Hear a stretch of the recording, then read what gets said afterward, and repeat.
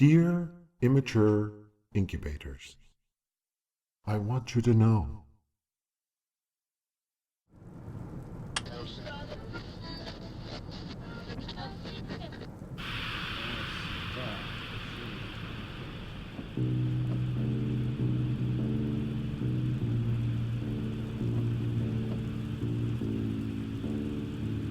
greetings and salutations.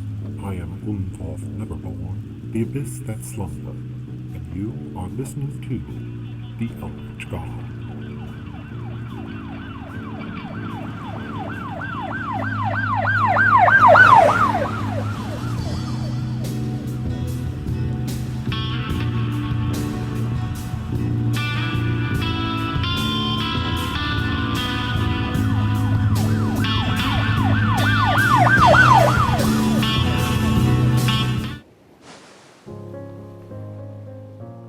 Remember when you are following your dreams, to watch for ambushes as you enter the city of Zin, for it is the lair of dreams, and they have laid many a trap for unwary travelers. Regardless of the outcome of your hunt, find your way back to your body before the sun rises, and the gates of Morpheus will close behind you. If you fail to escape before the closing of the gates, you will be trapped, and your body will become a mindless shell. True, you will only be trapped there for one day, but one day on Earth is 1,000 years in the metropolis of Chimera. Even if you do survive the crypt ghouls, will you even remember to return to a life that was but a blink of an eye in comparison to the eons you will have experienced? Anyone who tells you you can do anything is lying to you. I'm a god, and I can't. Part of being a god is knowing your limitations and striving to overcome them. It would be far more accurate to say you can do many things and to devote yourself so that you do one thing best. For a specialist is always in higher demand than a generalist. If you have nothing to offer society, you will forever be dependent on the generosity of others. Your body is loathsome and disgusting. You have undulating flesh coating your skeletal structures. Your consumption orifice has rows of bones for mastication. However, that is no reason not to try and look better. Accept your body for what it is and try to do the best with what you've got. Being attractive is better than not being attractive, but this does not mean that you must conform to the view of others. As an incubator, you will find that you enjoy attention. It is more important to show that you care about your appearance than to be of any set physiomorphic body type. Being healthy is an important attribute that people look for, and if you take the time to look healthy, people will assume you are. Makeup is not nearly as important as you think it is. Bathing and having a pleasant smell is. People will judge you on your appearance, as you will judge others. It is important that your appearance says that you care about and accept yourself. If you appear insecure about yourself, immature fertilizers will seek you out in hopes of performing psychic attacks on your self-esteem, and then they will perform a maneuver called the pump and dump. Accepting yourself for your strengths and weaknesses will prevent them from finding holes in your mental defenses. Confidence and health displayed through your appearance will attract humans of all subspecies, and they will desire many types of social interactions with you. Select the ones who will become a welcome addition to your future hive. Life is full of adversity. Unfortunately, the patriarchy has undermined this. As an incubator, you will find that throughout your education, incubators get assigned higher grades just for being incubators than in contests with fertilizers. If you get the same result as a fertilizer, your score will still be higher. This is because the patriarchy knows that the way to weaken incubators is to fill their heads with happy slogans and positive propaganda, stroking their egos, while making it easier and easier to get through the education facilities. Because of this, you will have high expectations that will be reinforced because you will not be pushed hard. Your grades will be high. All confrontation will be removed from your path. It will be easy to get through college because women get 4 times more scholarships than men. Incubators now make up 60% of all students in college. Alas, the real world does not care about grades, just results. You will discover that because you have never pushed yourself, that you will often fail, and you will not understand why. Having been told from birth that you are special, and that you can do anything, you will not suspect what the truth is, that you just aren't good enough. This is when the patriarchy will move. They will convince you that they are keeping you down. This isn't your fault. It's all the fertilizer's fault. Then you will try to make it easier for the next generation of women, thus continuing the cycle until they are completely dependent. In order to overcome this limitation, you will need to be twice as good as any fertilizer, because your scores are so overinflated that it's the only way to actually be as good as one. You need to push yourself as hard as you can, because everyone around you will try to do the work for you. No one can learn for you. No one can grow for you. If you do not know your limitations and push yourself past them, you will forever be weak. Anyone who says that you are perfect the way you are is trying to get you to settle on being mediocre. Perfection can never be obtained.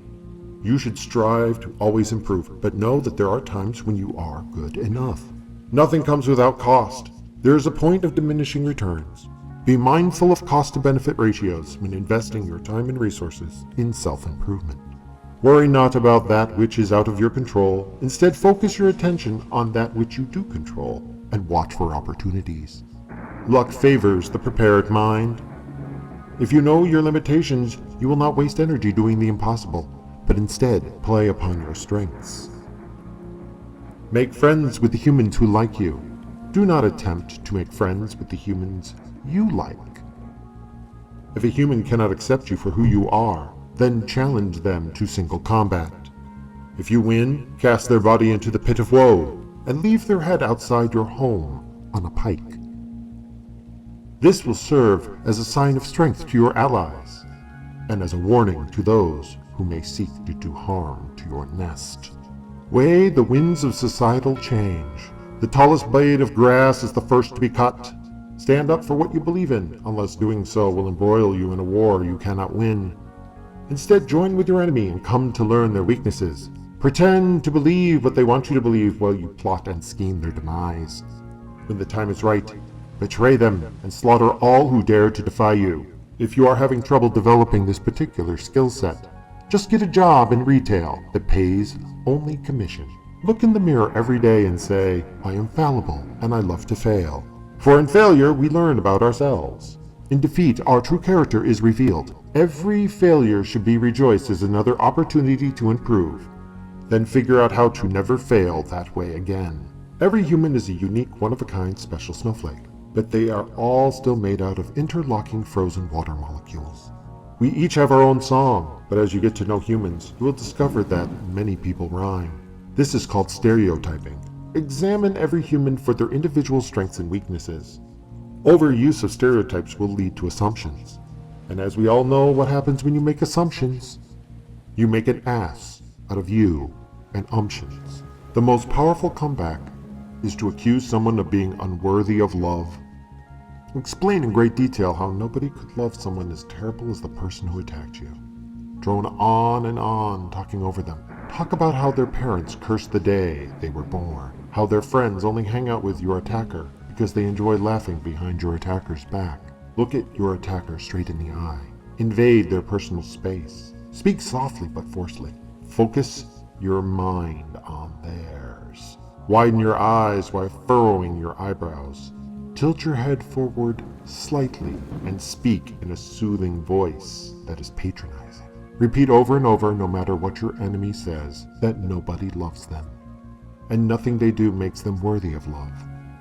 Say, it's just that nobody cares about you. You have to care about someone to hate or love them. Oh, I guess that's what I was really trying to say. There's nothing about you that's worth caring about. You contribute nothing. You accomplish nothing. Everything you do is a joke, basically. And that's why nobody loves you. How could anyone ever love you? Be careful about using this comeback, for it may destroy lesser humans. The immature human mind has not yet finished developing until your planet has orbited your primary at least 25 times since the point you ceased parasitic feeding on your progenitor. I advise you to avoid attempting procreation. Yes, orgasms are enjoyable. Premature reproduction with an inferior fertilizer is not. If you are thinking about attempting egg fertilization, contact one of your progenitors and discuss the matter. If you're going to do it anyways, apply a reproductive barrier to the fertilizer's reproductive tentacle and make the fertilizer rent a hatchery. Reproduction in the back of a vehicle is tacky. You are constantly changing, and so is the world around you. Doubt yourself and verify what you believe to be true, when you have the time to do so. There will be times when there are deadlines, or your choices are limited, or you will have been injected with the slow-acting poison. During these times, doubt is your enemy.